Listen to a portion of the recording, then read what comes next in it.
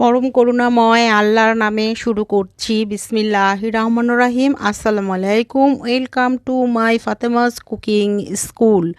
আমার এই রান্নাগুলো যদি ভালো লেগে থাকে লাইক, শেয়ার এবং সাবস্ক্রাইব করবেন। পাশে থাকা বেল আইকনটি বাজিয়ে যাবেন যেন আমার রান্না সবার আগে আপনার কাছে পৌঁছে যায়। আজ আমি করব গরুর মাংসর চাপ।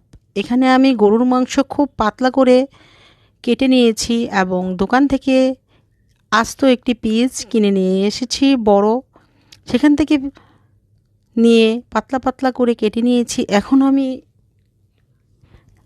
এখন আমি একটি হ্যামার দিয়ে থেতলে নিচ্ছি। থেতলে নেওয়া মানে এমন থেতলানো না যে মাংস থেকে যেন ছুটে যায়, হালকা হালকা চাপ দিয়ে দিয়ে মাংসটা বড় হয়ে যাবে, থেতলাবে না। এই তো আমার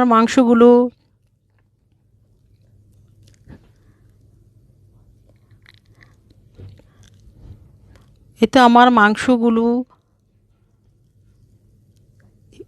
তৈরি হয়ে গেছে চাপের। এখন আমি কি কি লাগছে সেগুলো দেখিয়ে দিচ্ছি। আদা, রসুন, অরিগ্যানো, কাসুরি মেথি, লেবুর রস, টমেটো সস, ব্যাজিল এবং আমারই করা কাবাবের মশলা, কোরিয়ান একটি জাল সস, লাল মরিচের গুঁড়ো, দই। সাধারণত চাপে সিল্কা সহ পেঁপে দিয়ে ব্লান্ড করে দিতে হয়, কিন্তু আমার কাছে আজ ছিল না তাই আমি দই দিয়ে করেছি, তবে খারাপ হয়নি। Soy sauce, tomato sauce, oyster sauce, chilli flakes, আদা রসুন। এই তো আমি এখন আদা রসুনের পেস্ট দিয়ে নিয়েছি। এখানে হাফ কেজি মাংস আমি নিয়ে নিয়েছি। 2-3 টিস্পুন আদা রসুনের পেস্ট দিয়ে নিয়েছি। 2 teaspoon soya sauce, oyster sauce দিয়ে নিয়েছি 2 স্পুন করে। টমেটো সস 1 টেবিল চামচ দিয়ে নিয়েছি। এখন 1 টেবিল স্পুন দই দিয়ে নিচ্ছি।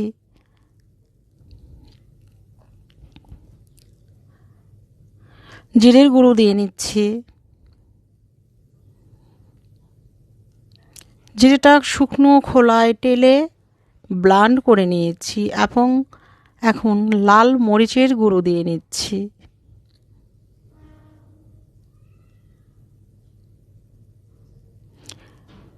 এখানে কোরিয়ান যে সসটি, সেই সসটি দিয়ে নিয়েছি। আমারই করা কাবাবের মশলা দিয়ে নিচ্ছি। আমারই কাবাবের মশলাটি অসাধারণ এবং খুবই মজাদার। চাইলে আপনারা দেখে নিতে পারেন, আমার চ্যানেলে দেয়া আছে। অরিগ্যানো, কাসুরি মেথি এবং ব্যাজিল দিয়ে নিচ্ছি, লবণ দিয়ে নিচ্ছি। ব্যাজিল এবং কাসুরি মেথি আমি নিজে করে নিয়েছি এবং অলিভ অয়েল দিয়ে নিচ্ছি। কাসুরি মেথি এবং ব্যাজিলটা আমার চ্যানেলে আছে, দেখে নেবেন। চিলি ফ্লেক্সও দিয়ে নিয়েছি। এখন খুব ভালোভাবে মেখে নিচ্ছি। কেমন আছো বন্ধুরা তোমরা? আলহামদুলিল্লাহ, আমি তো ভালো আছি। আমি ভালো থাকবো, অন্যকে ভালো রাখবো। তোমরাও বন্ধুরা ভালো থেকো এবং অন্যকে ভালো রেখো। 5 ওয়াক্ত নামাজ পড়ো, কোরআন পড়ো, হাদিস পড়ো এবং সেই সাথে সৎ থেকো। করোনা ভাইরাস থেকে সতর্ক থেকো, ভালো থেকো। এখানে মূলত সবাই বেসন দিয়ে করে, কিন্তু আমার কাছে বেসনটা ভালো লাগে না, তাই আমি এখানে কর্নফ্লাওয়ার দিয়ে নিয়েছি। কর্নফ্লাওয়ারটা আমার কাছে ভালো লাগে। এখন আমি চুলায় ফ্রাই প্যান দিয়ে তেল গরম করে নিয়েছি। এখন আমি এই চাপ মাংসগুলো আমি 2 ঘন্টা ফ্রিজে রেস্টে রেখে দিয়েছিলাম। এখন ফ্রিজ থেকে বের করে আমি গরম তেলের মধ্যে ছেড়ে দিচ্ছি। খুবই ভালোভাবে ভেজে নিতে হবে। এই তো দেখতে পাচ্ছেন আমার চাপটি নিচ থেকে উপরের দিকে তেলের মধ্যে ভেসে উঠছে। একটু মশলা তো গা থেকে এদিক সেদিক হবেই, এটা কিছুই না, একটু খুলবেই, কিছু করার নেই। এই তো তেল উপর দিয়ে দিয়ে নিচ্ছি যেন উপরের সাইডটাও হয়ে যায়। আর এটা একটু পোড়া পোড়া খেতে আমার কাছে ভালো লাগে, তাই আমি একটু ভালো করেই ভেজে নিয়েছি, লাল লাল করে ভেজে নিয়েছি। এই তো আমি উল্টে দিচ্ছি।